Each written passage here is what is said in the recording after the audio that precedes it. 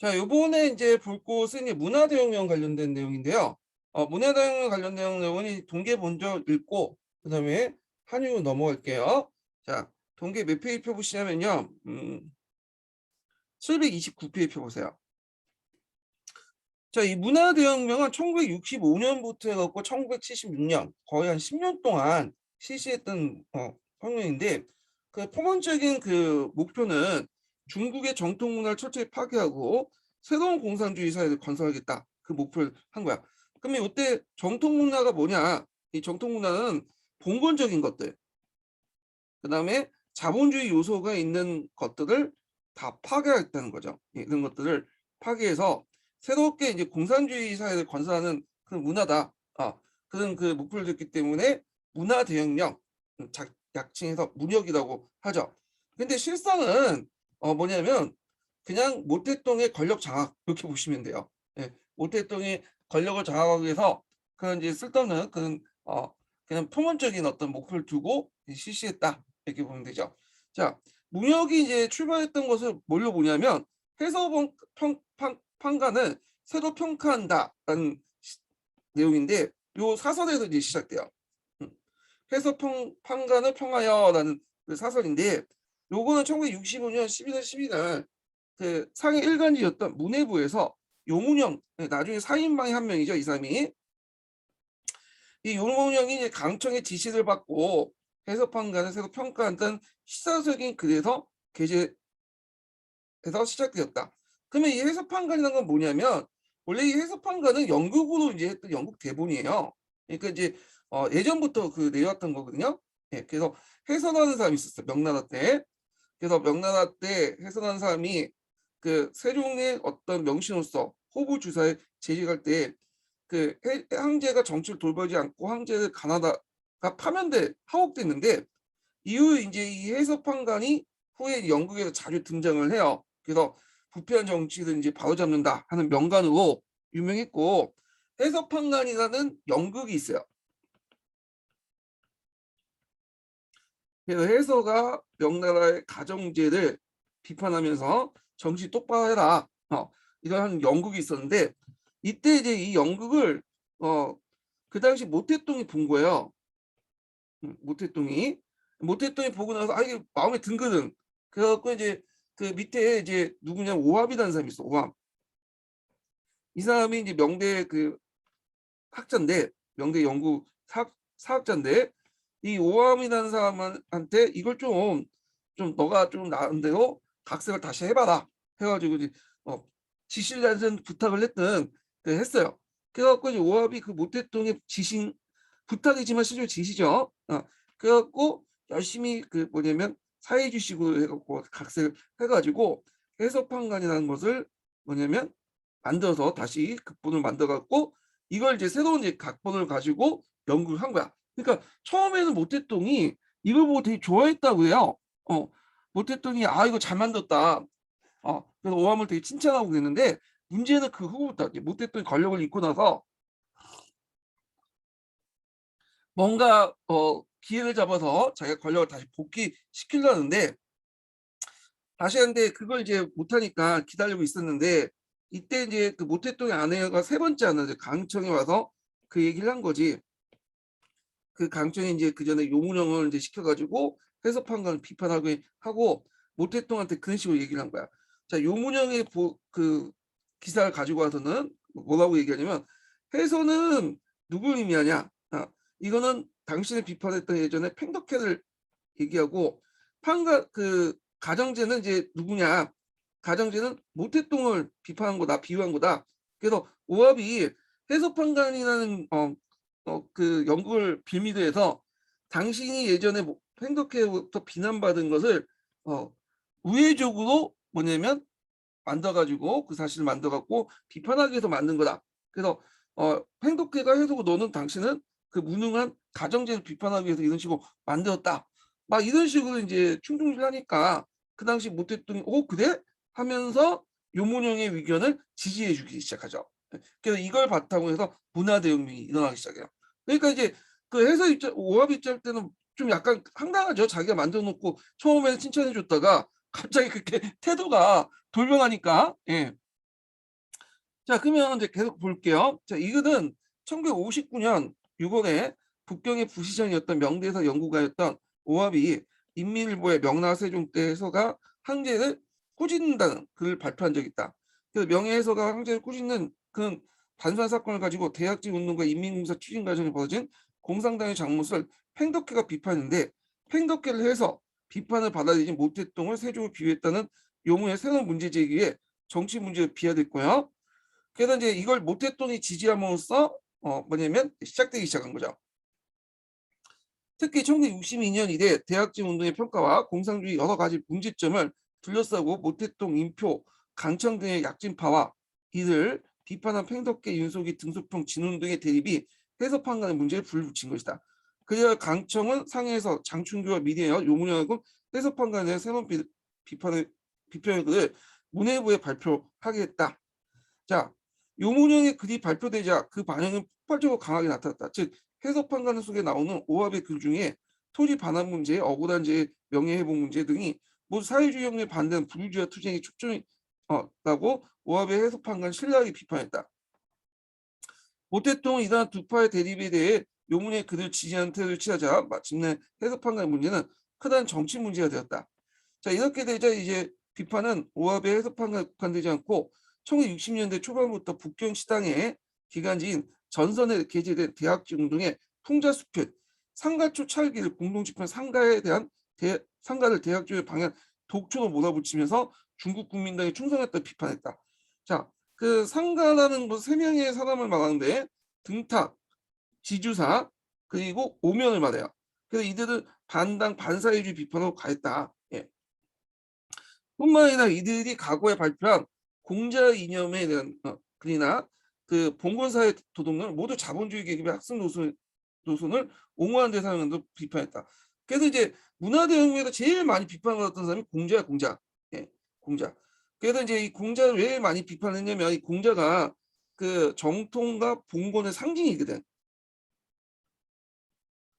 그래서 이 당시에 그 공자를 비판하면서 공자상도 무너뜨리고 그다음에 공자 모두 파헤치고 그다음 공자를 대표하는 모든 정통 문화를 다 말살시켜 버렸어요. 예. 특히 이제 나중에 주율이라는 사람이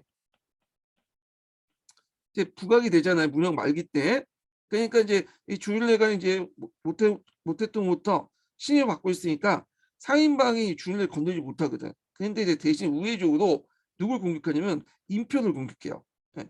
인표가 이제 그 전에 쿠데타 이제 모의했다가 안 돼갖고 도망쳐갖고 그 가다가 소련 망명하다가 그 몽골 상공에서 이제 의문의 추락사를 이제 걷게 되면 죽게 되잖아요. 근데 인표가 평상시에 공자를 좋아했다. 그래서 인표를 반대하면서 뭐 공자도 또 반대하죠. 예전부터 반대했지만 이걸 비인비공이라고 하는데 이 비인비공 운동을 펼쳐요. 이 사인방들이. 그러면서 우회적으로 누굴 비판하냐면 주율례를 비판하기 위해서 한 거죠. 겉으로는 인표를 비판하지만 실제로 이렇게 주율례를 타격을 공격을 하게 된 거죠. 하여튼 그 당시 이제 그 문화대혁명 내내 이 공자가 공격 대상이 되었다. 이렇게 보시면 돼요. 그리고 공자를 중심으로 한 공자를 상징으로 한 정통 문화도 이제 타도가 되는 거예요. 그래갖고 이제 중국에서 온갖 수천 년 동안 그렇게 내려왔던 이 정통 문화들이나 그다음 유적들이 다 파괴가 됐어. 예. 멍청한 거죠.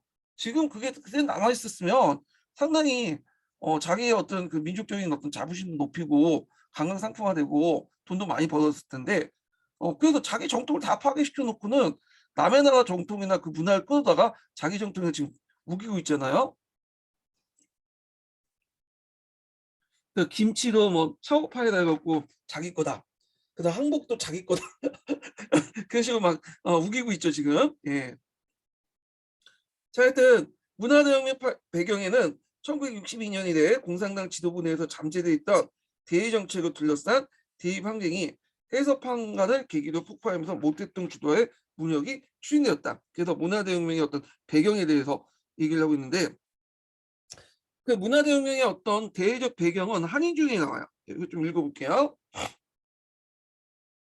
자, 한인으로 다 넘어가서 자, 문화대혁명은 보통 1965년에서 66년까지 1976년까지 약 10년 동안 거쳐서 사회 전반에 거친 투쟁을 얘기하는데 이게 1976년이지만 이게 이제 모택동이 죽은 해죠. 모택동이 죽은 뒤에 이제 끝나게 된. 자, 무난한 수식을 갖다 붙인 것은 자본주의 사상, 문화에 대한 투쟁이 시작됐기 때문이다. 사실상 계급 투쟁, 권력 투쟁의 다양한 분야에서 투쟁이 확대되었다. 이거는 이제 바탕에는 영구혁명론이라는 또 이런 쪽 바탕이 있어요.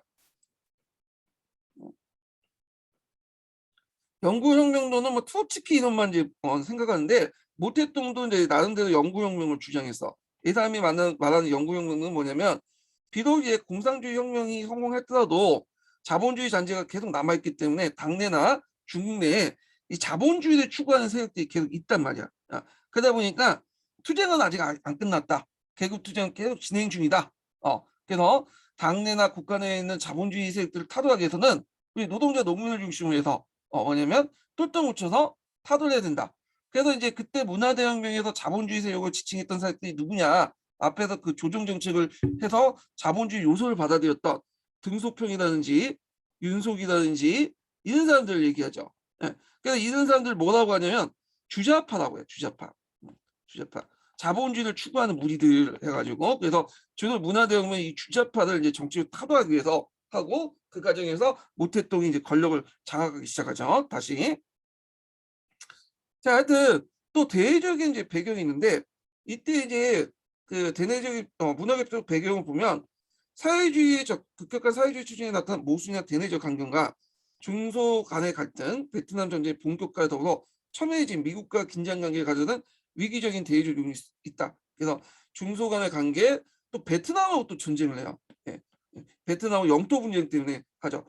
예전에 이제 그 자기가 도와줬던 베트남하고 한번 싸우거든요. 근데 베트남의 특징이 뭐예요? 게릴라전에 능하잖아요. 그래서 탱크로 밀고 들어왔는데 초반 때는 좀 장악했는데 나중에 밀리게 돼.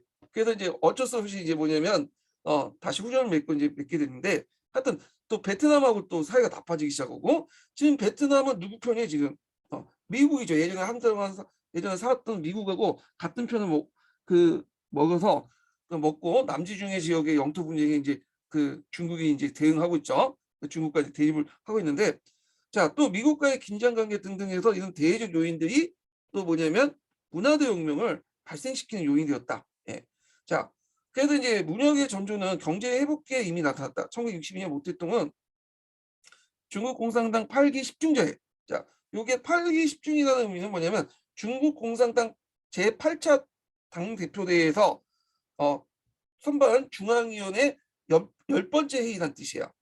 그래서 중국 공산당 8기 10중제에는 8차 중국 공산당 당대표회의에서 선발한 중앙위원회가 개최했던 10번째 회의라는 뜻이죠. 그래서 가도기 혁명 계급투쟁 이론을 제시하고 요게 이제 영구혁명론의 입장에서 이제 얘기를 한 거예요. 그래서 아직 사회주의 혁명은 끝나지 않고 당내 어떤 국가 내에 그런 자본주의 세력들이 남아있다. 그래서 계속 투쟁해야 된다. 이런 것들이죠. 그래서 이제 사회주의와 자본주의 간의 지속적인 투쟁의 필요성을 강조했다. 즉 국내 이제 조정 정책으로 자본주의 요소가 부활할지 모른다는 우려가 나타났기 때문이다. 이어 사회주의 교육 운동이 벌어졌고 농촌에서 그 운동의 일환으로 부패하거나 독직을 저지른 지방 정부 간부들과 그 다음에 과거 지주나 분홍의 자식들로 당 간부의 친분을 이용한 그 세력들 권력을 다시 얻게 된 세력들의 비판, 수청하는 사청운동이 펼쳤다. 사청운동은 이제 그 당시 이제 1964년 가을부터 중국 농촌에서 시작된 정치운동인데요. 지방 간부나 지방 관료로서 공공의 재산을 훔치는 자, 뇌물을 받은 자, 노동 점수 제도를 악용한 자, 그리고 지주 분홍대의 자식으로 몰래 당에 들어가거나 당 간부에서 친분했던 권력을 다시 얻게 된 불순분자 이런 사람들을 청산하자는 거야. 이 사청운동은. 자, 그래서 이상주의적 청년 활동가들을 훈련해 공장대를 만든 뒤 이들 각지의 빈농들을 조직해 지방정부의 권력을 빼앗아 부패 관료를 조사하는 방식으로 거의 문화 때 조반과 유사하다. 이거 조반은 나중에 조반 유리의 그 뭐냐면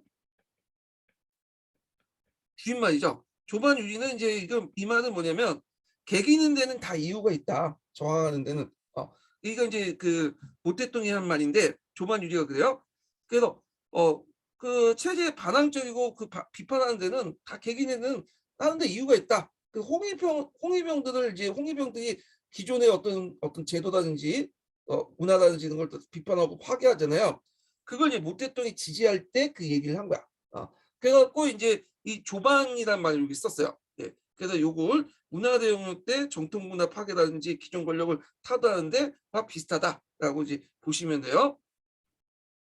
자, 건국 이후 15년이라는 그 오랜 기간에 지방의 권력을 쥔 사람들이 부패했을까는 전제하에 영구혁명을 실천한 거죠. 아까 전에 얘기했죠. 영구혁명이 자본주의적 요소를 척결하자, 공권적 요소를 척결하자는 거죠. 그래서 도시에서도 기업마다 사회주의 정치 체제를 가르치고 공산주의 청년단을 조직해서 사회주의 교육 운동을 이뤘다. 이걸 이제 공산주의 청년단을 공청단이라고 해요. 예, 공청단.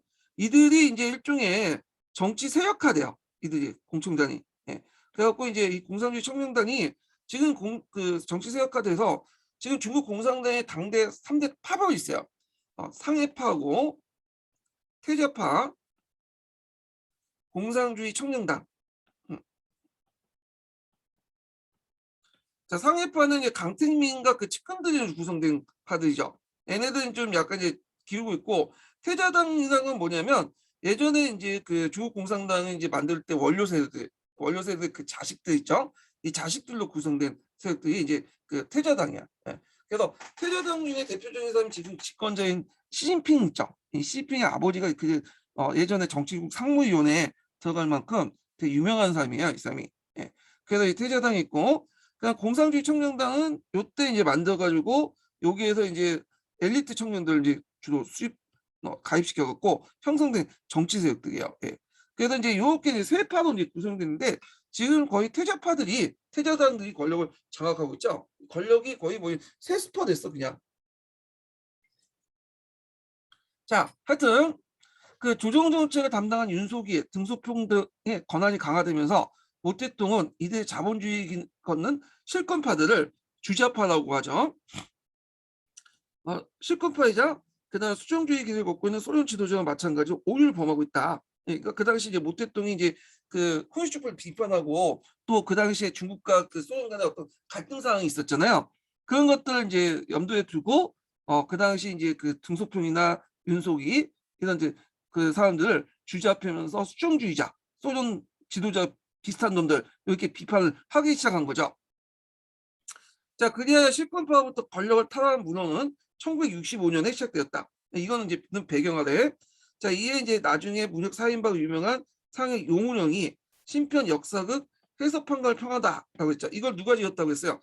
오함이 모택동의 권유를 받고 지시를 받고 썼는데 모택동이 처음에는 지지해줬다가 자기 만화 말을 듣고는 다시 태도가 바뀌어갖고 이 사람들이 비판을 하기 시작하죠. 예.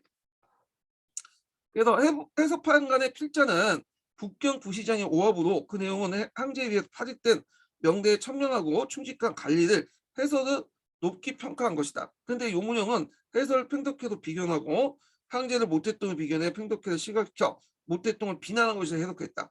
상해의 문혁파 등 오합을 공격하고 이에 역류되어 실권파 이동호 북경시장이 실각하였다. 그리고 이제 학계에서도 일부 역사가 문인들도 자기 비판했다. 그래서 이 결국 용운영의 이 평론은 문혁을 비판하는 도화설이 되었다. 네. 요거 꼭 기억을 해두시고 해석판관을 평하여 그 내용이 이전에 기출문에 나왔어요. 자, 그래서 1966년 5월에 문혁을 추진한 기구로서 중앙문업소주가 성립되었죠. 요거 꼭 기억을 해두세요. 대개 이제 문혁을 크게 두 시기로 나누거든요.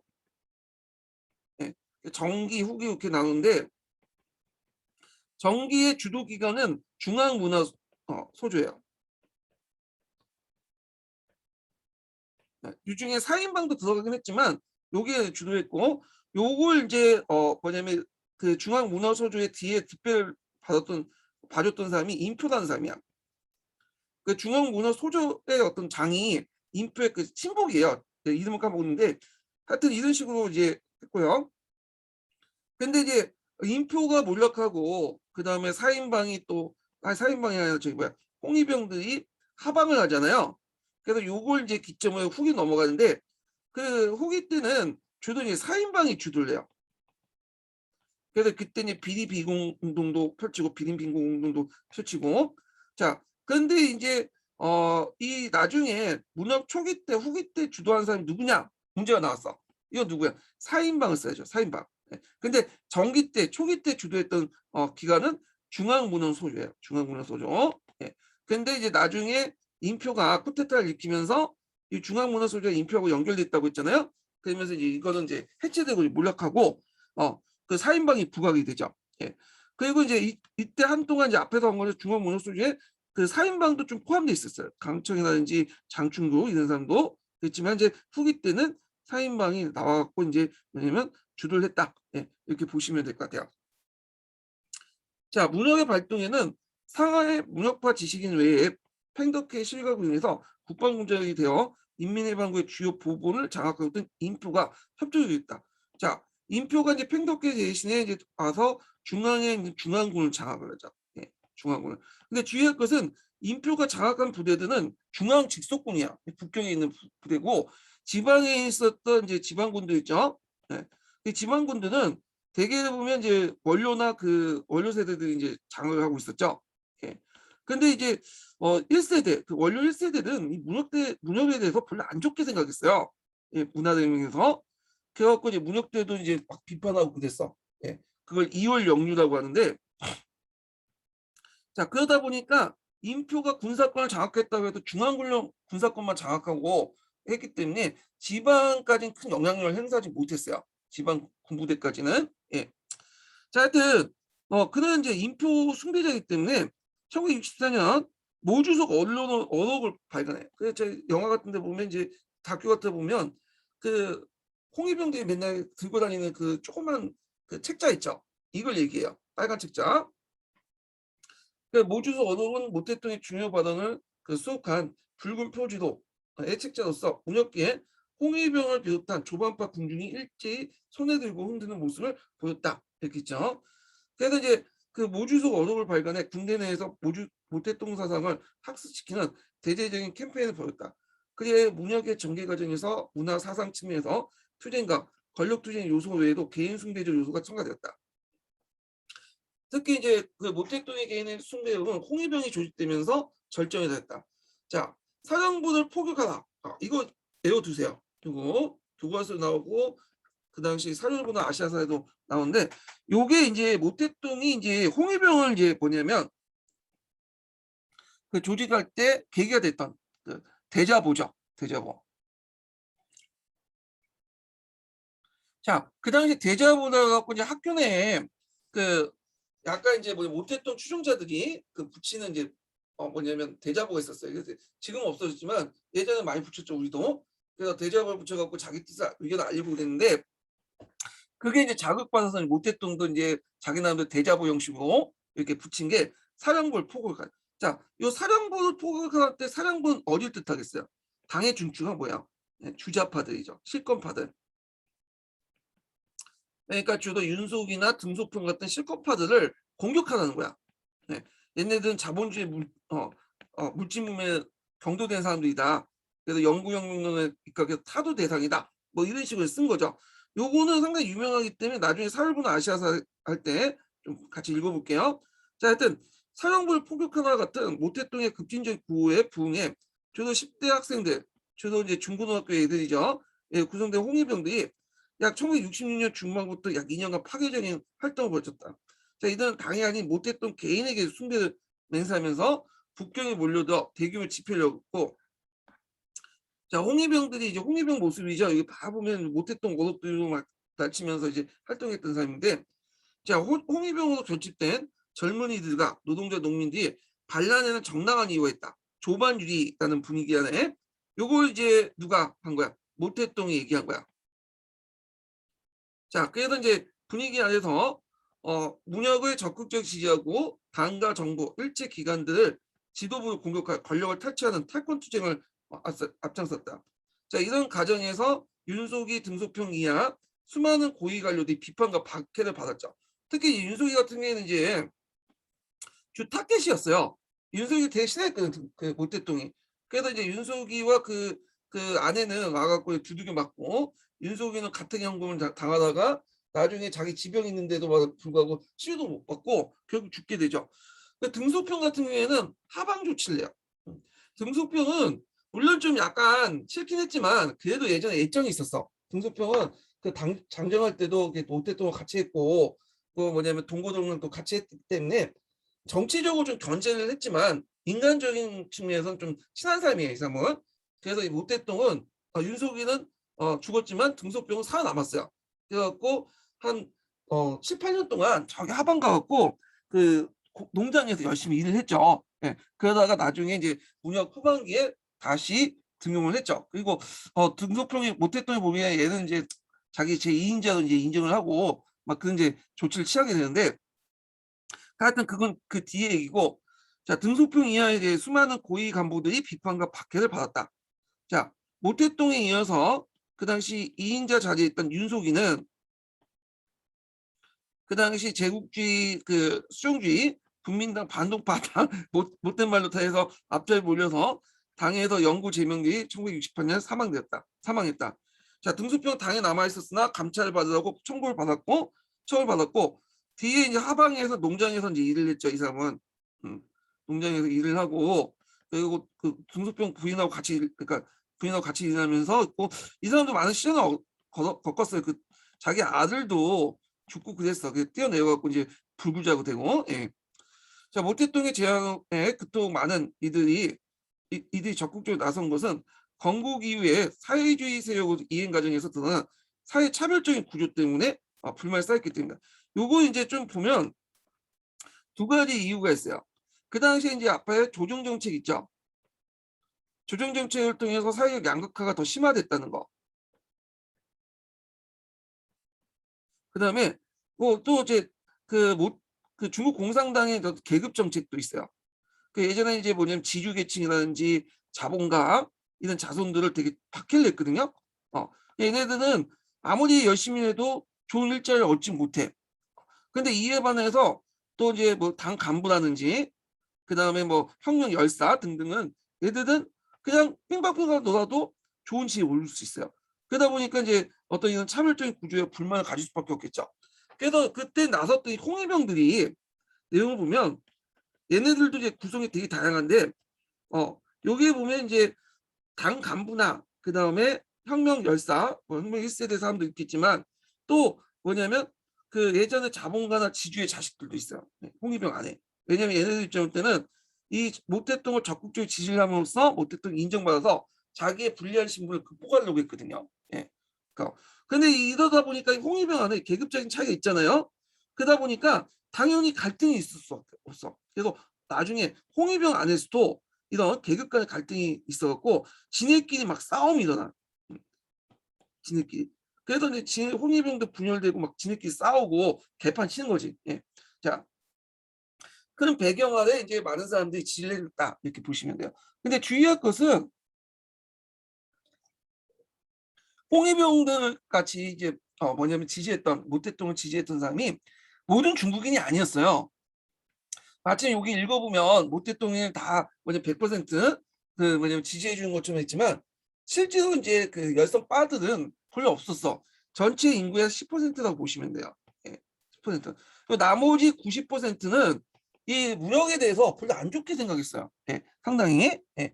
그래서 이제 노동자, 농민, 일반 노동자, 농민들이에요. 그러니까 일부 제외한 모태똥의 진짜 빠드들 제한 노동자, 농민들은 이 무역에 대해서 상당히 안 좋게 생각해요. 특히 이제 어린 그 홍위병 애들이 막 들고 다니면서 궁중들을 이제 성동하고 와서 예전에 뭐 자기 그 스승이었고 뭐 당간부였던 사람들 막 두들겨 패고 그러니까 그런 모습을 보면 싸가지 없다고 생각했겠지. 그런데 이제 모태똥이 이제 그 철권 아래 어쩔 수 없이 이제 모태똥에 우쭈쭈는 하고 있었지만 마음속으로는 별로 마땅하게 생각하지 않았어요. 그래서 10%의 이 모태똥 빠 90%의 그 안 좋게 생각하는 그런 겉으로 충성하지만 안 좋게 되는 사람들 간에 또 갈등이 있었어요. 예, 이건 그러니까 이 홍위병 안에서 또 갈등이 있었고 그리고 자기들끼리 그 계급 간의 갈등이 있었고 홍위병과 일반 민중 간의 또 갈등도 있었다. 그래서 이런 것도 좀 기억을 해두시면 될 것 같아요. 자, 그러면 이제 좀 볼게요. 반우파 투쟁 이후 출신 성분과 정치적 성향에 따라 나쁜 계급을 분류된 사람도 있죠. 예전에 자본가, 지식인들, 그다음에 뭐 그 대리주 자식들 이런 애들은 평생 진학이나 취직 등 결혼 등의 불이익을 당했는데 그 초기 홍위병 학생 중에 나쁜 성분 출신이 많았다. 자, 이들은 문역 과정에서 출신에 따른 차별을 비판하고 출신과 문화의 정치적 평등한 권리를 주장했고요. 그리고 모태똥을 우쭈쭈해 주면서 모태똥 인정받으려고 했죠.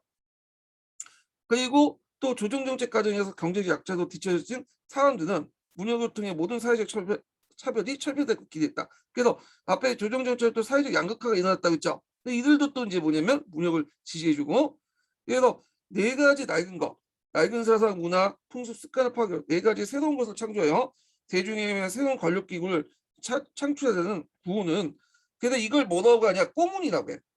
새로운 권력 기구 이름을 꼬문이라고 하는데, 이 꼬문의 명칭은 이제 프랑스 그 대혁명 때 꼬문 있죠. 민중들이 만든 그 기관들, 파리 꼬문처럼 이런 걸 해야죠. 그래서 곳곳에 이제 기존의 기관, 공산당 기관이나 정부 기관을 없애고 민중들 위해서 홍위병을 중시한 그 문바들 위해서, 문바라는 좀 근데 말 잘못했어요. 죄송합니다. 잘못하면 또 정치적으로 좀 문제가 있기 때문에 그게 아니라 그 모태똥을 지지한 모태똥 바에 의해서 새로운 권력 기구가 만들어지기 시작해요. 곳곳에 이 꼬문이라고 하는데, 하여튼 이 창조해진 구호는 새롭게 혁명적 유토피아에 대한 열망을 부추겼다. 그런데 이제 1967년부터 전국의 도시에서 중앙문명 소주의 지원을 받은 홍위병들이 비롯한 조만파들이 탈권 투쟁이 격렬해지면서 이에 대항하는 움직임도 있었죠. 게다가 이제 이 대항하는 움직임이 여기는 안 나왔지만 2월 영유라는 사건이 있었어요. 이 영유라는 것은 문화대혁명의 흐름이 정당하다고 생각하고 그게 뭐냐면 반하는 행동, 흐름 이런 걸 붙인 거죠. 그러니까 이제 문역 입장에서 붙인 거야. 2월 영유 사건은 이제 뭐냐면 앞에서 이제 모태똥과 같이 혁명운동을 했던 1세대 사람들 있죠. 물론 이제 그 중에 일부가 이제 모태똥을 지지했긴 했지만 그 문역에 대해서 거의 대부분 안 좋게 생각했어. 80% 이상이. 그래서 그때 이제 그 혁명 원료들이 나와갖고 모태똥을 비난하는 그 사건이 일어나. 이걸 2월 영유라고 하는데 당내에서 반대세파들이 많이 등장하게 된 거야. 예. 그래서 이제 이렇게 있고, 게다가 홍해병 내부에서도 분파 투쟁이 일어났다 했잖아. 지네끼리 치고 받고 싸워. 그래서 홍해병 안에서도 출신 성분이 좋은 사람들이다, 그다음 나쁜 사람들 이렇게 있어갖고 지네들이 치고 받고 싸우는 그런 과정이 일어났고, 그 다음에 이제 문혁이 받아온 것도 먼 농촌의 총량은 문혁 기간 동안 홍해병 간의 파벌싸움의 무대가 되었다.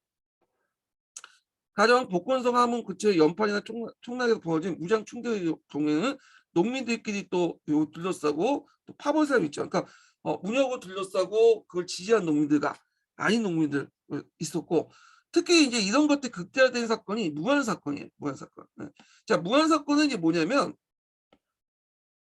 그 당시 이제 무한은 지방이잖아요. 지금 우리가 이제 코로나로 유명한 그 코로나 유명한 이 무한에서 100만 우산하는 대중 조직이 있었어요.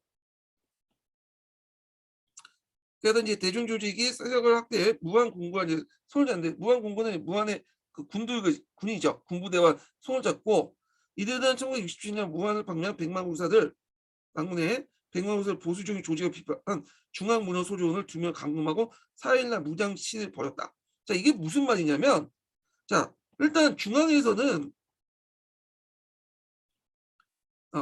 인표가 있었죠. 인표도 있고 그 다음에 그 중앙 문화대혁명에 이끌었던 중앙문화 소조도 있고 등등 뭐 강청도 있고 홍위병도 있고 있어요.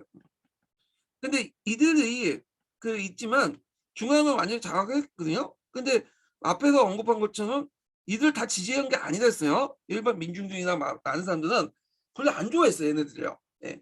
그리고 지방에서는 그 지방 그 군부대가 좀 있는데 지방의 군부대를 장악했던 원료들은 그 인표는 이제 반대를 했거든요. 얘는 중앙공만 장악하고 있었죠. 거기다가 이제 그 뭐냐면 홍위병들에게 안 좋게 생각하는 일반 민중들이 있었어요. 이들이 100만 운사라는 조직을 만든 거야. 그래서 이렇게 뭐냐면 그 문역파들이 형성됐는데 지방에서 지방의 어떤 군부대와 그다음에 그 뭐냐면 무안에 있었던 100만 운사란 그 반문역 민중 조직들이 힘을 합친 거야. 그래서 얘네들이 이제 뭐냐면 그 중앙위원회 문호소에서 그 중앙 문화대혁명의 어떤 파급을 하기 위해서 내려보내니까 얘네들 감금시킨 거야. 예. 그래갖고 그러니까 이제 이해가 중앙에서 가만히 있겠어요? 아니겠죠. 그래서 이제 인표의 군대와 홍위병 그다음에 얘네들이 또 무안에 들어와. 그러면서 지네끼리 치고받고 싸워. 그러면서 반문역세력과 문역세력 간에 어떤 세력 다툼이 일어나요.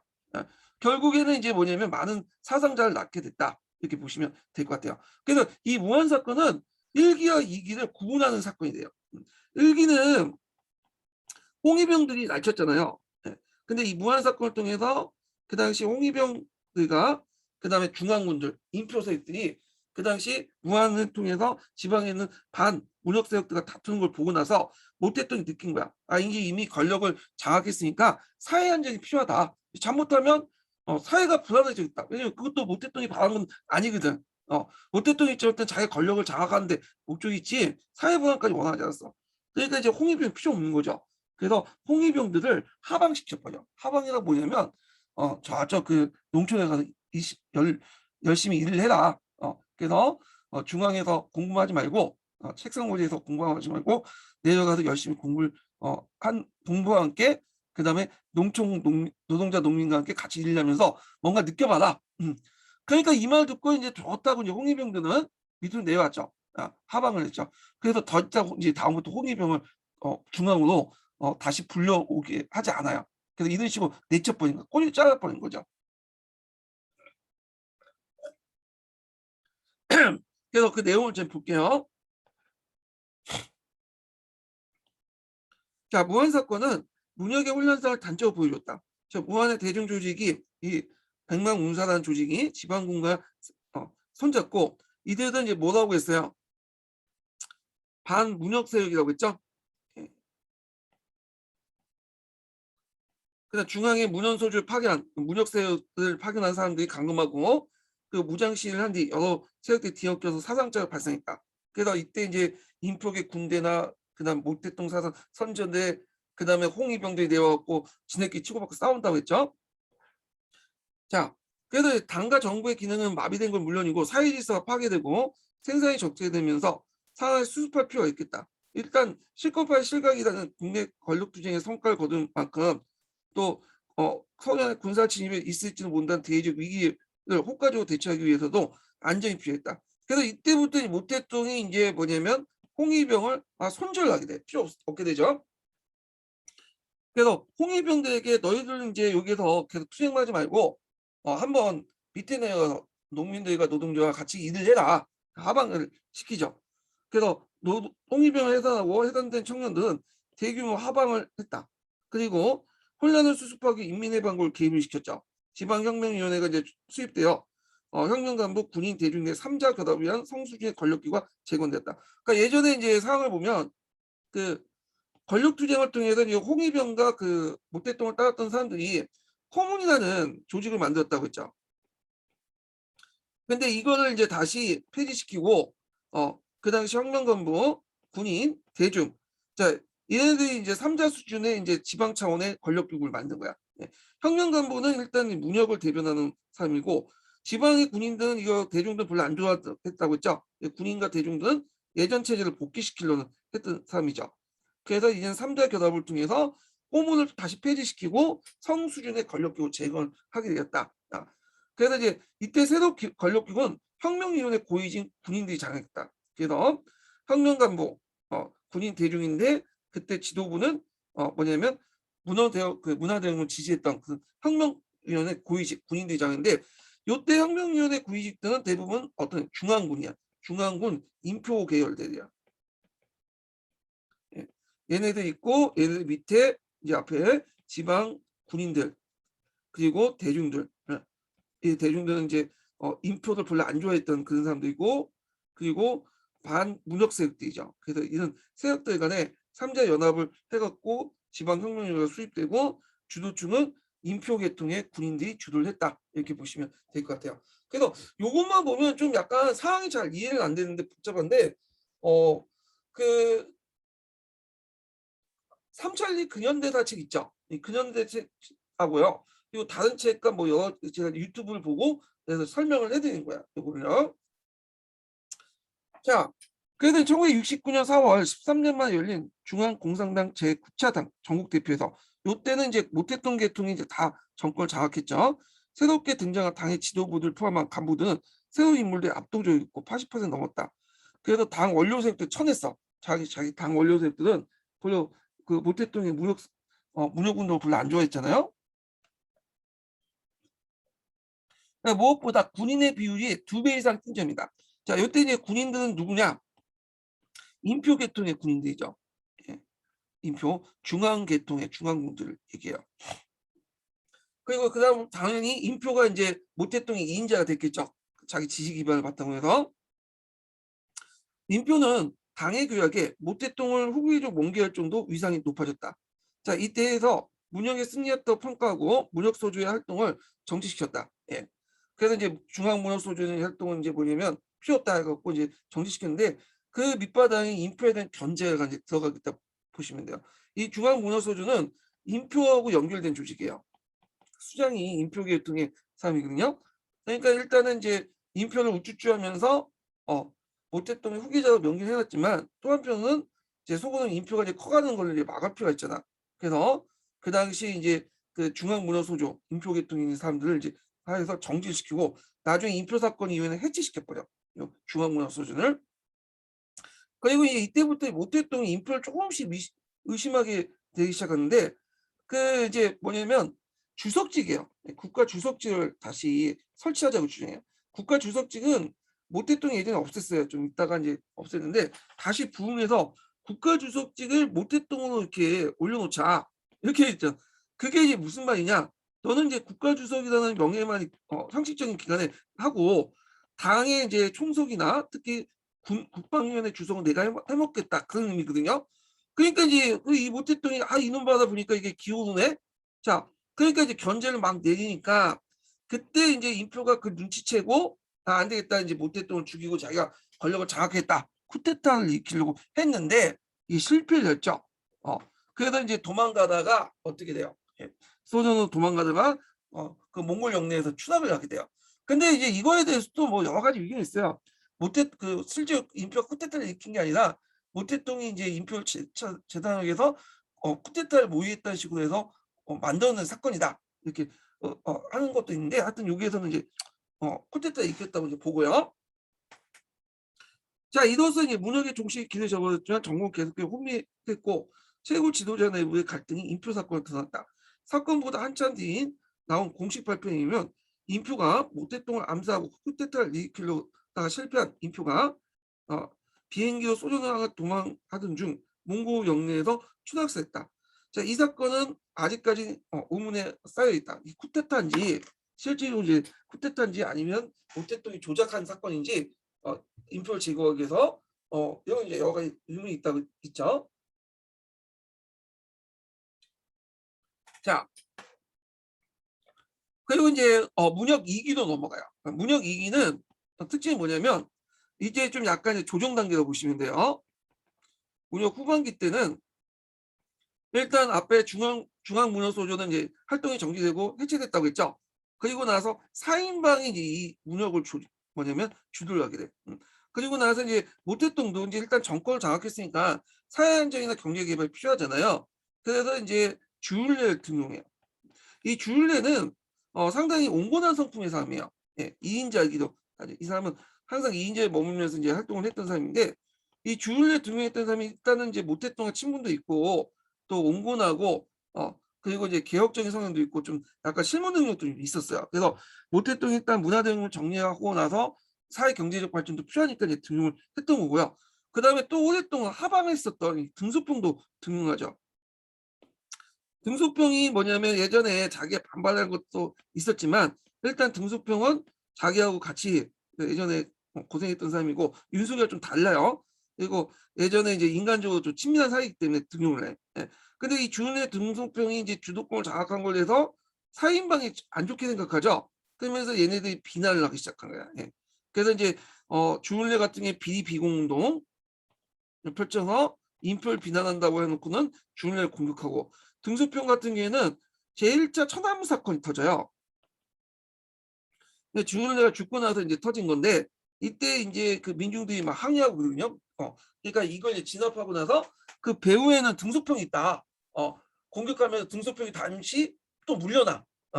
그런데 이제 그때 일어날 때 또 주일날 죽을 때 좀 뒤에 이제 누가 죽어요? 예, 모 대통령이 죽어버리죠. 1976년에. 그러면서 다시 복권을 하죠. 뭐 그렇게 이제 하는데 한번 읽어볼게요. 자, 사회 질서와 경제 회복을 위해 주윤회 같은 당을 배경한 실무 관료 집단을 중요해 반소 친밀한 외교적 전환을 들면서 군을 배경 인표가 고립되었고 반소 친밀한 건 뭐냐면 요걸 이제 좀 이해하기 위해서는 그 당시 영토 분쟁을 좀 이해해야 돼요. 이미 이제 소련은 이제 소련과의 갈등은 후르시초프가 등장하면서 모태통이 갈등이 일어났다고 했죠. 그래서 거의 중단도 이제 하고 모태통 여러 가지 중국의 어떤 기술 원조도 중단을 하고 나중에는 아예 이제 더 뭐냐 프렌트 원조까지 다 중단을 해. 프렌트는 공장도 지어주고 건물도 지어줬거든요. 근데 그걸 안 해주겠다고 이제 한 거죠. 근데 더 이제 군사적 갈등까지 일어나게 된 것이 뭐냐면 영토 분쟁 때문이야. 이 영토 분쟁은 왜냐면 이제 우수리강이 있어요.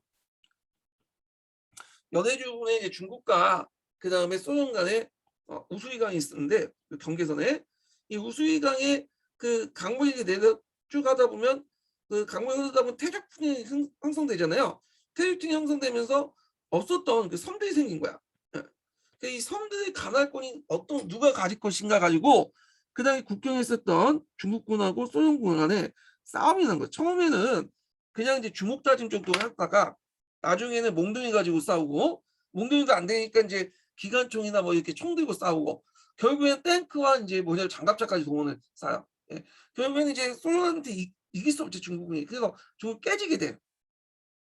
그러니까 이제 뭐냐면 그때 소련이 이제 중국을 공격해야겠다 하면서 소련한테 이제 소련이 중국한테 너희들 까불면 핵무기 동원해서 까부시겠다 막 하니까 중국에서 난리 난 거지. 자기 그때는 이제 그 핵무기를 개발 못했거든요. 그 당시는.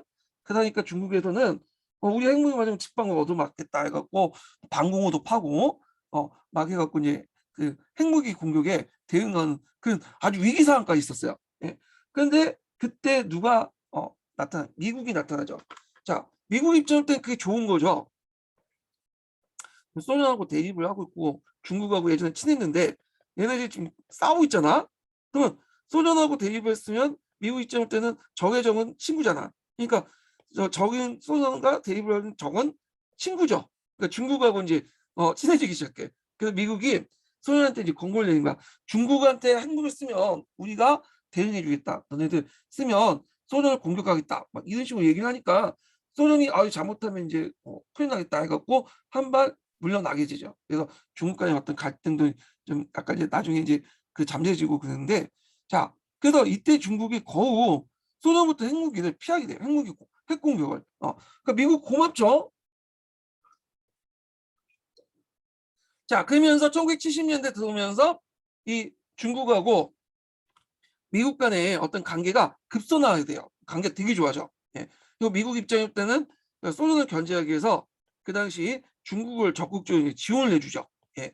그러면서 이제 핑퐁 회구도 이루어지고 결국 1978년에는 중국과의 어떤 수교도 되고요. 78년인가 79년이다. 79년에 수교도 이루어지고 그 다음에 이제 뭐냐면 그 상임 이사국장이도 대만을 내쫓고 이제 뭐냐면 중국을 안치게 되죠. 이런 식으로 해서 중국을 이제 키워주기 시작한 거야. 기술 지원도 해주고 그러면서 미국의 지원 아래 이제 개혁 개방 이후에 커져 나가고 결국에는 이제 하니까 막 하는데 이제 소련이 없어지고 나니까 이제 미국 이제 지원이 필요 없거든. 예.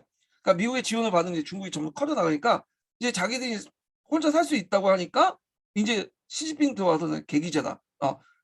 미국은 자기 키워준 세력들에게 그렇게 많이 이제 당하거든요. 예, 탈레반도 그렇고 알카에다도 그렇고. 자, 하여튼 뭐 이렇게 이제 있는데 알카에다는 탈레반은 아니다. 알카에다. 예. 자, 이런 세력들에게 많이 당하죠. 자, 하여튼 계속 읽어볼게요. 모태통과 인표 간의 권력 투쟁이 벌어졌다는 추론이 가능하다. 자, 인표 사망 후에 문혁의 지속을 주장한 사인방 있었고 이 사인방 비리비공 운동을 전개했다. 이거 예전에 시험 문제였죠. 문혁 후반기 때 주도했던 그 사인방 내용을 좀 기억을 해두시면 되고요. 예. 그래서 이 사인방을 주도했던 사람이 누구냐면 강청이에요. 강청.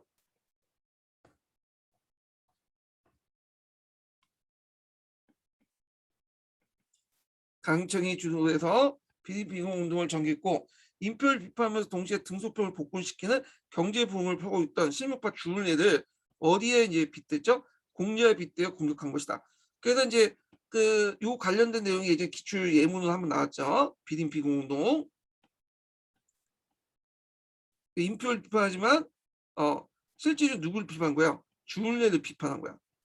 그래서 1976년 1월 주류네가 사망하면서 그가 맡고 있었던 국무원 총리직을 하국봉이 맡게 돼요. 그래서 하국봉은 이제 꽃 등소편의 비판 운동이 본격화됐다. 자, 경제 회복에 대한 기대감을 가지고 있던 북경 시민들은 그의 청명절에 주류네를 주모하면서 사인방을 비판하는 자발적 움직임을 보이는데 이 4.5 운동이라는데 이 제1차 천안문 사건이 나죠. 그래서 이제 이후 등소평이 건재에 다시 밀려났다. 그러나 이제 같은 해 9월 모태동이 죽고 하국방이 비롯한 4인방 반대파 연합이 하국방이 비롯한 4인방 반대파 연합이 4인방을 체포하면서 문혁은 실제로 끝났다 이렇게 보시면 돼요. 이 하국봉이라는 사람은 당내 실권이 없어요. 근데 이제 그 당시 모태동이 이제 총회 아래 나중에 모태동의 후계자로 선택했던 인물인데, 근데 이 사람은 좀 약간 방향을 잘못했어. 당내 실권도 없는데 반문혁 세력들이 많은 그 당내에서 모태동도 옳고 문혁도 옳고 그다음에 그 모태동도 옳고 그다음 모태동의 반대 세력도 옳다. 이런 애매모호한 정책을 했어요. 그러니까 모태동 사상을 추구하면서도 뭔가 모태동 반대 세력들이 추구했던 개혁 개방 정책도 추구하는 번개 양심론이라고 하거든요. 이게요. 둘 다 옳다. 이런 식의 이제 예매모호한 정책을 했죠. 그러니까 이제 비난을 받은 거야. 모태동 반대발 등소평을 중심한. 그래서 결국에 등소평이 당권을 장악하고 있었죠. 그래서 결국에는 하국봉은 잠깐 이제 당 총석에 있다가 2년 있다가 물러나게 돼요. 78년 이후에. 그리고 나서 등소평이 권력을 이제 명실상부 이제 다 잡게 되죠. 이건. 자, 그래서 이제 이 내용들 좀 보시고, 자, 그 다음에 이제 또 볼게요. 4인방이 체포되면 구두에 대한 박해받은 사람들의 명예회복이 결정되고요. 등소평은 1977년 7월 직무에 복귀되었다. 8월에 열린 중국 공산당 11차 전국대표에서 문혁의 승리는 끝났다고 선언하고 4개의 현대 건설을 제기했다. 4개 현대화 건설을. 온건파이지만 문혁파의 이름이었던 하국봉은 정치혁명과 경제건설 두 가지 모두 추구하는 정책을 추진한다. 하국봉 자체가 문혁을 지지하면서도 개혁개방을 또 지지해요. 네. 이걸 양계 범신론이라고 아까 지금 얘기했죠. 근데 이제 하국봉의 정권이 2년 못 가서 끝나. 이게 계기가 됐던 것이 11기 삼중전이야. 이거 꼭 외워주세요. 이 11기 삼중전 때 누가 이제 권력을 장악하냐면 등소평이 이제 권력을 장악하죠. 등소평이 당내 기반을 바탕으로 해서 권력을 완전히 장악해서 하국봉을 몰아내버려. 예. 그래갖고 이때부터 이제 방향을 돌려서 문혁이 잘못됐다. 그래서 문혁 잘못을 인정하고 개혁개방 정책으로 넘어가죠. 예. 그래서 이제 이런 내용들을 좀 기억을 해두시면 되고, 그래서 나중에 이제 11기 삼중전 이후에 11기 육중전에서 이 결의를 하죠. 건국이래 당의 몇 가지 역사 문제 결의. 이게 두 번째 역사 문제 결의거든요. 세 번째다. 세 번째. 첫 번째는 모태동이 이제 했고, 두 번째가 이제 문화대혁명 시기 때 그는 문화대혁명 좀 좋다고 해갖고 올바른 결정했고 3차 때 이걸 다시 뒤엎고 했던 거야. 그래갖고 있고 이게 건국이래 역사적 문제 결인데, 네 번째 역사 판단은 뒤에 이제 지금 시진핑이 하고 있죠. 예. 근데 이제 역사 시험 문제에서 자주 나오는 이제 기준에 요거 나올 가능성이 있어요. 3차. 여기에서 이제 모태동의 가와 신을 논하죠. 가와 공을 논하죠. 그러니까 모태동은 중국을 제국주의 세력부터 해방시키고 중국 혁명을 이끌어서 공산당 정권을 세우는데 큰 그 실적이 있다. 그렇지만 공도 있지만 가도 많다는 거. 가는 대학지 운동이라든지 문화대혁명을 일으켜서 이건 다 가다. 다만 공과 가 중에 어디가 더 우다. 공이 많다. 그래서 가도 있지만 그래도 모태동이 이렇게 중국을 만들어 놓고 그 중국 공산당이 크게 발전했던 이유도 다 공이 더 크기 때문에 이렇게 이제 평가를 하죠. 그래서 모태동을 우쭈쭈 해주면서도 모태동이 이끌었던 대학지 운동이나 문화대혁명을 비판하는 내용이에요. 이런 과제들이 이제 뭐냐면 지금까지 그 뭐냐면 쭉 이어가고 있죠. 개혁 개방 이후에. 근데 이제 시진핑 같은 경우에는 좀 약간 그 좀 다른 생각을 갖고 있어요. 이 사람은 그 잠깐 이제 그 자기도 이제 문화대혁명 때 좀 고생을 했거든요. 그래 갖고 이제 자기 아버지와 함께 하방도 당하고 생고생을 했어. 근데 그런 사람이 또 모태똥을 되게 좋아해요. 그래서 지금 하는 거 보면 모태똥 정책을 그대로 계승받았어. 그래서 그 모태똥이 했던 이제 공부론 같은 정책들 계승을 하고 있죠. 뭐 이런 정책들을 하고 있고 했는데, 자 그러면 내용을 볼게요. 모태똥의 공과 가를 논하면서 공도 있지만 가도 있다 하는 그 내용을 좀 볼게요. 1981년 6월 중국 공산당 제11기 육전전에서 채택된 이 결의는 문혁과 모태똥에 대한 당의 부정적 평가를 명문한 최초의 공식 문구로서 중요한 의미를 가지고 있다. 여기에서 모태똥이 지도한 문혁은 당과 국가, 인민의 커다란 재난을 초래한 내란이며 혁명이라든가 사회진보가 아니었다고 엄격하게 비판했다. 그리고 모태똥이 문혁에 중대한 오류를 벌였다고 지적하되, 모태똥 일생에서 보면 공적이 첫 번째고, 공적은 뭐겠어요? 중국 공산당을 영도했고, 그 다음에 국공내전에 승리했고, 중국 공산당의 정권을 가동 만들었죠. 그래서 이것은 공의 첫 번째고 오류는 두 번째다. 그래서 공과 가는 있지만, 가는 있지만 공이 더 우선이다. 그래서 모태똥이 중국혁명의 정책을 차지하는 위상을 인정했다. 그래서 모태똥은 우쭈쭈했지만 모태똥이 있던 대약증 운동과 문화대혁명은 비판했다. 그럴 수밖에 없던 게 모태똥 자체를 부정을 해보면 그 모태똥이 그 당시 중국 공산당인데 중국 공산당의 위상을 다 스스로 깎아먹는 거잖아요. 그러니까 모태똥은 인정하지만 모태똥의 잘못은 좀 있다. 이런 걸 이제 인정을 하면서 모태똥을 그 중국 공산당의 위상을 계속 유지하면서 그 뒤에 개혁 개방을 하는 사람들이 이제 계속 정권을 이어갔다고 보시면 돼요. 예.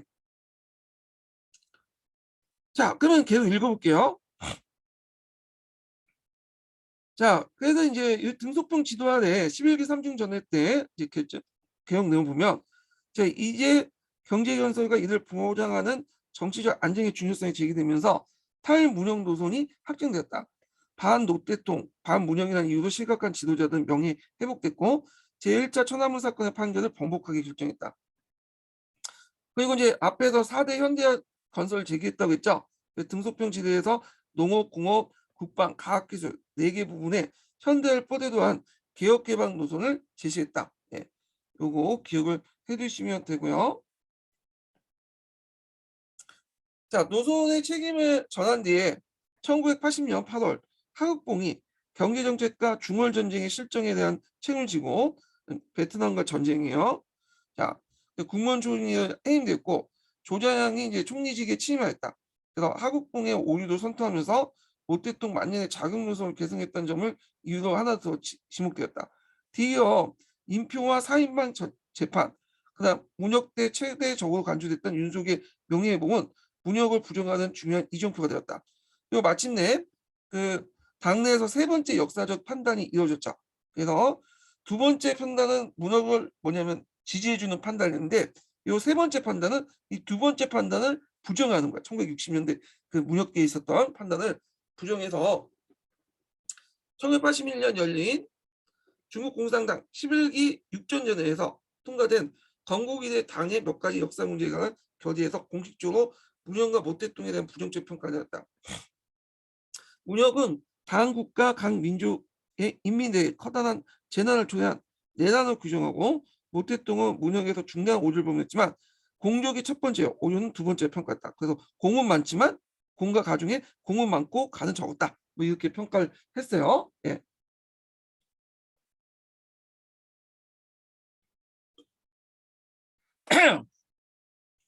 자, 이에 따라서 이제 하국봉은 당 주석과 중앙군사위원회 주석직에 물러나고 당 주석인 호유방, 군사위원회 주석인 등소평이 이제 취임했죠. 이미 11기 3중 전에부터 하국봉의 권력은 이제 유명무실화됐고요. 이제 11기 육전제 때는 완전히 이제 공식적으로 등소평한테 넘어가죠. 이게 좀 눈여겨볼 게 뭐냐면 당 주석은 호유방이고 군사위원회 주석은 등소평이야. 여기에서 일단은 특징이 뭐냐 집단 지도 체제를 만들었다는 거야. 예. 그래서 7명에서 8명의 상무위원들이 있어요. 상무위원. 상무위원은 그 중앙집행위원회에서 뽑힌 7명의 상무위원들이 이제 있는데, 이 중앙집행위원회에서 뽑힌 상무위원이 7명, 8명 정도가 이제 집단 지도체를 만들어 갖고 뭐냐면 중국을 운영하게 되죠. 물론 이제 그 실권은, 최고 실권은 등소평 갖고 있어요. 그걸 간직을 보면 알 수 있죠. 군사위원회 주석. 군사위원회 주석을 갖고 있는 사람이 이제 뭐냐, 실권을 갖고 있는 중국에서는요. 예. 그래서 이런 집단 지도 체제를 왜 만들어서 했냐, 등소평이. 그러니까 모 대통령이 혼자 해먹으니까 중국 개판됐거든요. 그걸 깨닫는 거야. 아무리 뛰어난 체제, 뛰어난 사람이라도 혼자 결정해서 안 된다. 그래서 적어도 7명, 8명 사람들이 모여가지고 해야 상호 비판과 견제가 되면서 뭐냐면 국가를 제대로 운영할 수 있다. 이거 독재자가 나오는 걸 방지할 수 있다. 당내에서 이렇게 이제 했죠. 그래서 이렇게 집단 지도 체제를 도입을 했다. 이렇게 기억을 해주시면 돼요. 그래서 1982년 9월에 중국 공산당 제12차 전국적 정당대회에서 집단 지도체제 확립하기 위해서 주석제를 폐지하고 총서기제를 도입해 호요방이 침입된 것이다. 예. 그래서 이제 여기 그 주석은 당 주석이 아니라 총석이에요. 예. 당권은 호요방이 갖고 있고 등수평은 군사권을 갖고 있지만 실제로 등수평이 최종적인 결정을 내리는 거죠. 이 사람이 군사권을 갖고 있기 때문에. 물론 이제 등소평도 이제 나중에 호요방을 내치죠. 예. 이건 좀 뒤에 있지만. 예. 자, 이는 한 사람의 권력이 과도하게 집중되어 문혁이 절정성을 통제하지 못하는 점에서 이해된 반성을 보인다. 그래서 이제 그 앞에 있었던 그 모태똥의 어떤 문제점, 일단 그 모태똥 1인 독재에 대한 문제점이 나왔죠. 그래서 이런 그 등소평의 그 집단 지도체제, 상무위원을 중심으로 7명, 8명의 집단 지도체제가 강택민이나 뭐 이렇게 때도 계속 가요. 예. 그런데 이제 문제는 뭐냐면 지금 시진핑 때는 이 체제가 무너지죠. 1인 독재가 돼버린 거야. 예. 그래서 이제 예전에 모태똥처럼 이제 시진핑 그 사상을 강요하고, 그 다음에 그 상무위원들도 다 자기 파로 이제 갈아엎고, 그런 식으로 해갖고 독재를 하고 있는 거예요, 지금요. 예. 그러니까 평상시에 이제 등속 모태똥을 좋아했던 시진핑이 그런 그 모태똥 짓을 똑같이 하고 있어, 지금 하는 짓이. 자, 모태똥은 최고 지위를 오르지 않았지만 조자영 국무총리와 그 다음에 호유방 총독을 거느리고 최고 집권자가 됐다. 예. 그래서 이 조장과 호유방이 개혁개방 정책을 이제 내세웠던 사람이었거든요. 예. 근데 나중에 이제 둘 다 버림받죠. 예. 그래서 이제 두 사람이 이제 그 버림받고 나중에 제2차 천안호 사태 이후에 새롭게 등장했던 인물이 뭐냐면 강택민이야. 강택민.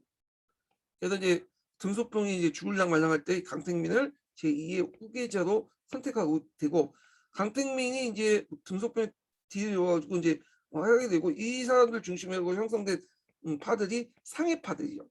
상해파들.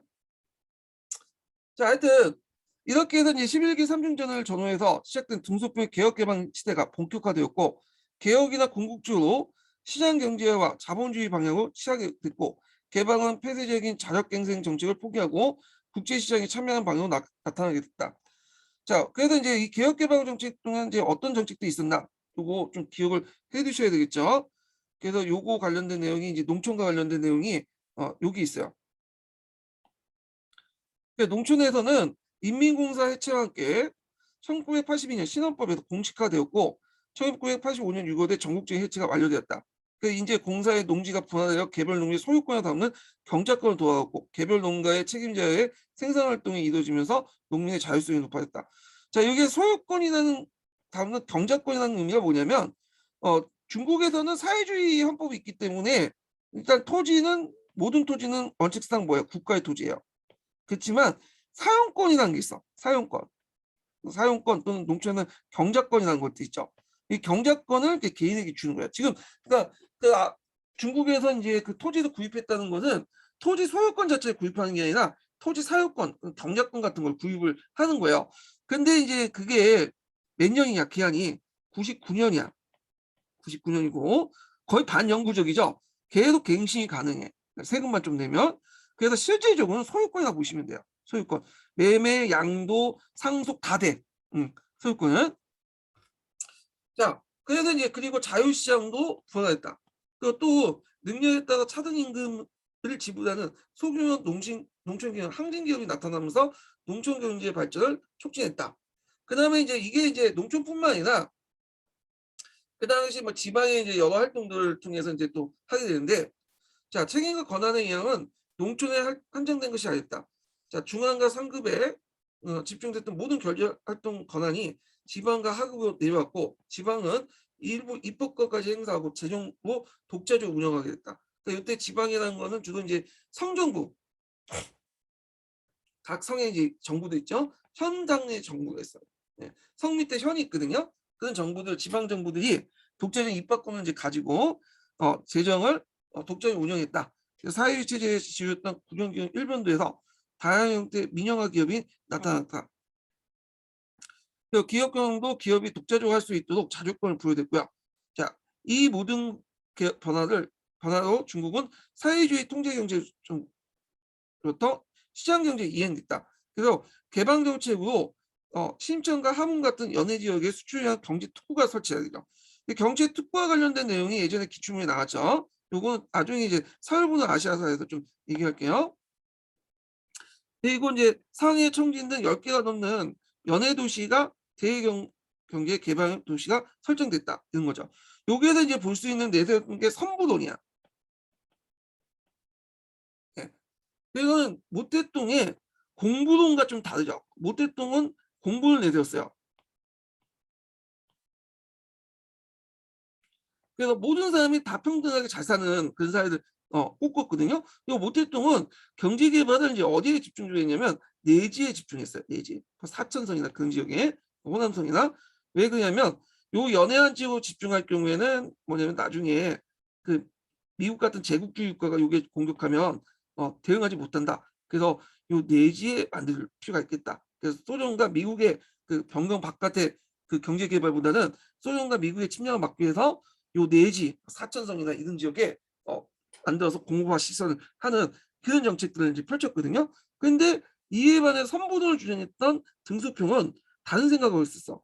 왜냐면 내지를 가지고 경제개발 어떻게 하냐, 내지 가지고 학교 자본이나 그 외국 자본 기술 어떻게 받아들이냐, 쉽게 갈 수 있는 그런 통로가 필요하다. 그 연안 어디냐, 그게 뭐냐면 양자강 연안에 있던 연안 지역 있죠. 그래서 특히 강동성 지역 같은 거, 요 지역들 홍콩과 가깝잖아요. 그리고 강동성 일대, 뭐 복건성 일대가 학교들이 많아요. 그 일대가 학교 연주인 있는 사람들이 많아. 그래서 요 강동성과 이 복건성 그 양자강 이남 지역을 본격적으로 개발해야 된다. 그래서 뭐 신천이나 함흥 같은 이런 경제 특구도 만들고 그러죠. 예. 그래서 연안 지역을 개발하고 이 사람이 선분을 먼저 부자가 될 수 있는 권리 주자. 그래서 뭐냐면 열심히 해서 먼저 부자가 되는 사람 권리 주고, 그 연안 지역에 있는 사람들 먼저 부자가 되게 한 다음에 그들이 창출된 부를 가지고 내지 개발을 하자. 이렇게 이제 주장을 하죠. 그래서 이제 이렇게 하기 위해서 이제 자본주의 체제 요소를 받아들이고, 그 다음에 초급 자본주의 이론을 주장하죠. 초급 사회주의 이론을. 그러니까 사회주의가 진정한 사회주의가 이루어지려면 뭐가 필요하다는 거야? 자본주의 시스템이 필요하다는 거야. 자본주의 통해서 생산력이 올라가야지 그걸 통해서 사회주의 넘어갈 수 있다. 그래서 지금은 중국 공산당인 볼 때는 중국 경제는 지금 완전한 사회주의 체제는 가기 힘들다. 왜냐하면 생산력이 미약하기 때문에 그 외국 자본과 기술을 받아들여서 어느 정도 사회주의를 발전시킨 다음에 아니 어느 정도 자본주의를 발전시킨 다음에 그다음 진정한 사회주의 넘어갈 수 있다. 이렇게 주장해요. 그러니까 사회주의를 포기한 게 아니라 사회주의를 더 발전시켜서 자본주의를 받아들이는 거다. 막스이즘에도 나오지 않냐? 자본주의가 어느 정도 발전해야지 사회주의 공산주의 넘어가지 않냐? 그래서 내세운 게 지금 초사회주의등이에요. 예. 자, 하여튼 이런 식으로 이론적으로 정비한 다음에 또 법과 제도를 정비한 다음에 외국 자본과 기술을 적극적으로 유치하고 있죠. 예, 이런 것들. 자, 그래서 이제 있고, 자, 이는 문혁기의 삼성결성 건설반치가 대조적인가. 삼성결성은 아까처럼 해도 문혁기에는 유사시 연해지구 1선 지역과 2선 지역이 공이 파괴되어도 사천, 기주, 운남 등 내륙 오지에 버틸 수 있도록 내륙 지역의 공을 건설하기 투자가 집중했다. 그래서 이건 모택동이 아까쯤에 얘기했던 내용이야. 그래서 그랬던 것이 이제 지역 간의 격차를 무릅쓰더라도 오직 개발 가능한 연안 개발했다. 그래서 이거는 아까쯤에 모택동과 상관이 나는 연안 개발을 통해서 선부론과 관련돼 있죠. 그래서 이거는 모택동의 그 뭐냐면 평균주의 사고방식, 공부론과 좀 차이가 있다. 자, 그래서 이제 이런 것들, 그래서 이런 조건을 갖춘 지역과 사안들을 먼저 부여한 다음에 그다음에 그 불을 생산한 다음에 나중에 이제 이 불을 가지고 내지를 개발하자 뭐 이런 내용인데, 그래서 이런 사람들과 이제 불을 먼저 사람들부터 먼저 부여해 준다는 등소평 선부론과 관련된 그것서 모택동의 문혁계 평균주의 사고방식과 대조적이다. 공부론과 대조적인 방식이죠. 그래서 부를 공유해야 된다 이런 사고방식인데, 근데 문제는 앞에서 언급한 것처럼 그 이런 등소평의 어떤 사고방식이 이제 나중에 문제 등장하죠 지금 중국에. 그래서 중국은 1만 달러의 어떤 GNP를 가지고 있지만 16만 원을 받고 있는, 한 달에 16만 원 사람들이 90%야. 상위 10% 특히 1, 2%가 부를 독점하고 있어. 그래서 시진핑이 자기 어떤 그 정권을 계속 유지하기 위해서 다시 모택동 사상으로 돌아가기 시작한 것도 그 배경 안에 있어요. 예. 그래서 모택동 좀 같이 불을 날아갔자 이렇게 이제 요즘 떠들고 있잖아요. 예. 자, 그다음에 제2차 이제 천안문 사건을 이제 볼게요. 예. 요거 보기 전에 동계 내용도 한번 같이 보죠. 예. 동계 문학 관련된 내용을 좀 볼게요. 아까 지금 읽다 말았는데 이거 좀 보겠습니다. 예. 잠깐만요. 아이고.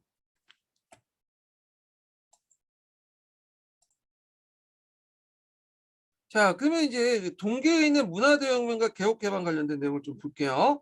몇 페이지 펴보시냐면 731페이지 넘어가죠.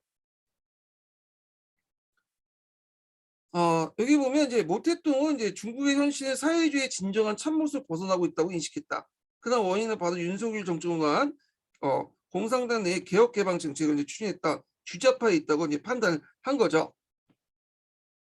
자, 이들은 주자파가 당과 국가의 중추 기관을 지배하고 참된 사회주의를 원하는 혁명 대장을 억압하고 있기 때문에 이들 수청 없이는 혁명 가업을 달성하기 불가능하다고 생각했다. 이건 아까 얘기한 것처럼 이제 영구혁명론에 입각한 거예요. 자, 이에 윤석이 등소평 팽덕회 등 중일 전쟁 당시에 동지와 그 중화인민국 창립을 위해 필사적으로 노력을 아끼지 않던 동료들을 결국 사회주의 혁명 노선을 방해자로 수총하게 되었던 것이다. 그런데 이제 중국 문화대혁명에서 모택동의 지향한 목표는 단순히 주자파의 수총만이 아니었다. 그래서 당시 중앙과 지방의 이익까지 깊이 뿌리내고 있던 윤석이 등소평 땅을 완전히 제거하고 당과 행정기관을 비롯한 농촌 조직, 학교와 기업의 이익까지 파리코문 형태로 새로운 권력기구를 수립하고 이를 위해서 과거 지배 계급이 남아있던 낡은 사상과 문화 풍습을 철저히 파괴하는 데 큰 목표가 있었다. 그래서 이제 꼬문 형태의 이제 새로운 권력기구가 만들어졌다고 했죠. 문혁 초기 때. 그래서 이제 그때 동원했던 애들이 10대 홍위병 같은 애들이에요. 예. 자, 그러면 이제 보면 홍위병 등장과 정통문화 파악해 볼게요. 1966년 4월 18일 날 인민군 기관인 해방군부는 모택동 사상의 위대한 깃발을 높이 받들어 적극적으로 사회주의 문화대혁명 참가자는 사설을 게재했다. 또 5월 4일 날은 사회주의 문화대혁명을 무상계급 문화대혁명으로 그 명칭을 바꿨다. 자, 이와 함께 모택동은 정치국 상임위원회에 문화혁명 소조를 이제 설치하고요. 진배달, 강청, 장충교 등을 책임자 임명하여 문화대혁명의 정치운동에 불을 붙이겠다. 그 문화대혁명 소조 꼭 기억을 해두시고, 여기에는 이제 진배달이라는 놈이 있어. 이제 기억나나. 이 진배달이 누구하고 관련된 인물이면 임표와 관련된 인물이에요. 이 강청과 이제 장충교는 이제 나중에 사인방울에서 따로 이제 분류하죠. 자, 그리하여 전통적인 그 문화, 사상, 풍습, 습관 등 네 가지 구학을 타파하고 새로운 네 가지를 수입한다는 기치 아래 일체의 문화유산과 현대문화사주를 부정했다. 자, 이것은 종래 공산당이 조직한 청년당, 그가 그다음 민간단체들 윤석이 등소평이 현재 장악하기 때문에 대중의 지지 기반이 약간 못됐던가 인표는 지식과 경험이 부족한 청소년들 조직한 홍위병을 문화대혁명 주도자를 임명했다. 자, 초기 홍위병 조직들은 북경의 각 대학과 중고등학교 홍기소조를 홍기소조와 전투소조를 조직적으로 동원하고, 자, 이에 이제 홍위병 등 주로 공산당 간부와 농민, 상공인, 그다음 인민군, 제대군의 자제도 구성됐다. 근데 여기는 이제 더 추가되자면 출신 성분이 나쁜 사람도 있었어요 거기에. 그래서 그들과의 어떤 계급적 갈등이 있었다고 했죠. 자, 이들은 철저하게 이제 모택동과 모택동 사상 그리고 모택동의 혁명 노선을 지키는 운동을 전개했다. 그리고 이른바 대자보다는 벽신문을 만들어서 비판과 투쟁의 대잡을 개정하면서 홍위병은 학교의 상하탑에서 사회 뛰쳐나와 정통문화와 사회 윤리도덕을 파괴하고 사회질서를 개혁한다는 명분 일대 혼란을 일으켰다. 홍위병은 사회계층에 따라서 홍오류와 흑오류가 있다고 했죠. 그래서 출신 성분이 좋은 그 계층도 있고, 그다음 출신 성분이 나쁜 계층이 있어. 그래서 각각 다른 목적으로 이제 참여한 거야. 흑오류는 자신의 기득권을 계속 유지하기 위한 모택동 사상을 지지한 거고, 흑오류는 사회 여러 가지 문제점을 또 개선하면서도 모택동을 또 지지하면서 모택동 인정받으려고 참여했던 거죠. 그래서 이들끼리 이제 뭐냐면 싸움이 일어나죠. 이런 내분이 일어나죠. 그래서 홍오류는 그 당시 그 노동자 빈농, 하층 그 중농, 군인, 혁명운동의 희생자 지칭하고 이에 반해 흑오류는 구지주, 분홍, 반동문자, 우파부자, 기회주의를 나눴다. 그래서 이제 있는데 요 두 세력 간에 이제 나누고 주로 이제 뭐냐면 이 흑오류 출신을 공격을 하죠. 예. 그리고 홍위병 안에서도 이 흑오류와 홍오류가 같이 있다고 해서 내분이 일어나고요. 근데 이제 표면적으로 타도 대상은 이 흑오류들 이제 공격을 하게 돼요. 예. 그래서 있고 자, 그럼 문화대혁명의 인텔리 계층인 교사와 학자, 교수, 예술가 수청이 대상이 되었고 이 밖에 이제 유교, 기독교, 하교도, 홍콩, 대만 출신자의 공격 목표가 되었다. 그다음 1967년 1월에 중앙군사위 확대 이후에 중남해는 이제 주로 그 원료들이나 상무위원들이 모여가지고 회의를 했던 곳이에요. 예, 여기 그래서 중남해 되게 유명하죠. 되게 단간분들은 고위 단간분들은 거기 살고 있어요. 중남해 지역에.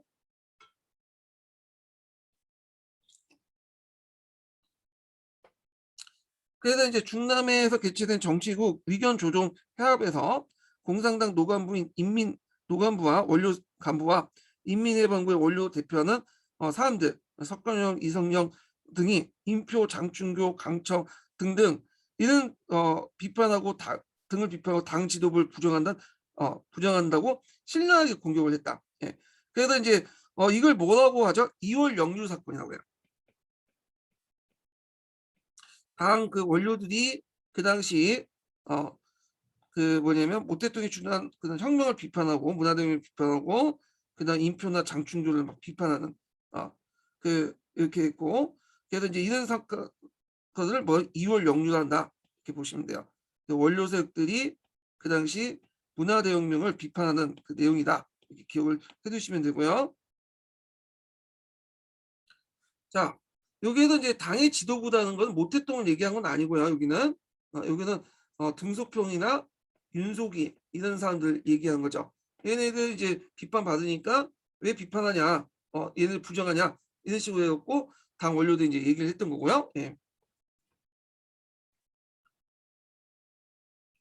자, 문화대혁명 전개를 보죠. 모택동의 반격을 노리는 기회주의자도 비판하면서 노간부들 혁명대중과 공산당 간부, 인민해방구의 3대 결합을 혁명위원회는 새로운 권력기구로 삼도 이제 그 뭐냐면 지시했다. 이에 인표, 강청, 장충규는 모택동 교시에 따른 한편 모택동을 이제 그 모택동의 노간부를 비판에 힘입어 노간부의 주장을 2월 영유라고 비판하는 운동을 전개했다. 아까 전에 얘기했던 그걸 얘기하고요.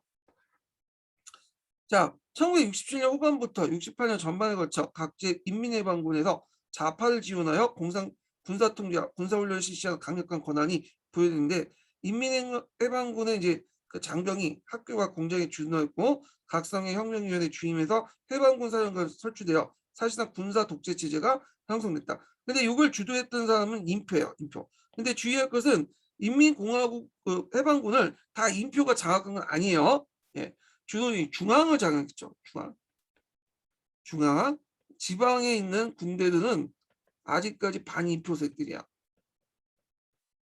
그리고 앞에 이제 혁명 원료들 있죠. 얘네들과 연결돼 있어요. 예. 그래서 이제 하여튼 1969년 4월에 중국 공산당은 북경에서 9월 전국 대표대회를 개최했다. 여기에서 인표는 당 중앙 대표, 당 중앙을 대표하여 정치복을 했다. 그는 문화대혁명을 모태통의 쿠데타 독재 체제의 지속적인 혁명에 기초한 참된 쿠데타 혁명을 구정했다. 요 결정이 두 번째 역사적 결이죠. 예, 두 번째. 요 관련된 내용이 동아시아 사회부는 아시아사에 있어요. 이때 한번 또 보기도 하고요. 그 다음에 이 대회에서 인표들 모태통의 후계자 정한이의 적인 구역을 새로운 당 구역을 채택했다. 이와 함께 이제 인표는 그 공산당 부주석 그 진배타 강생이 정치국 상무위원회를 승진하여 인표 강청의 지지자들이 다수를 차지하는 신중앙위원회가 구성이 됐고요. 그러나 인표는 1970년 9월 국기 제2차 위원회 제2차 총회에서 국가주석을 취임할 걸 요구하니까 모태통이 이를 거부해. 아까쯤에 해서 국가주석직 관련된 얘기했죠. 이거 폐지됐다가 모태통이 폐지됐다가 다시 부활해갖고 모태통한테 그걸 취임하라는 거야. 그러니까 결국에 두 사람이 부하가 생겼는데 모태통이 국가주석을 취임하고 그 모태통이 그에 이제 좀 약간 얼굴마담 내세우고 모태통이 차지하고 있는 군사위원회 주석 자리를 자기가 차지하겠다는 거야. 그러니까 그게 실권을 갖고 있는데 당연히 이제 뭐냐면 대립할 수밖에 없겠죠. 자, 그래서 이제 결국은 두 사람 사이에 부사가 생기면서 대립이 깊어졌고 결국 공산당 군부 그리고 정부의 고위 관료가 합세 인표 비판이 궁지에 몰린 인표 1971년 9월에 모태통을 타도하려는 쿠데타를 기도했으나 실패하고 소련으로 도망가는 도중에 탑승기가 몽골인민공화국 영내에 추락하여 사망했다. 이렇게 있고요. 자, 그러면 이제 이때부터 이제 뭐냐면 또 후기 넘어가죠. 이때는 이제 사인방이 주도권을 장악하죠. 그러면서 개혁파 대입을 해요. 이때 이제 다시 이제 모태통 그 문혁 말기 때 등용했던 등소평이나 주음례와 또 대입을 하죠. 예. 자, 요 부분은 좀 쉬었다가 진행을 하겠습니다. 예. 두 번째 인증번호 알려드릴게요. 두 번째 인증번호는 60번이에요. 두 번째 인증번호 60번입니다.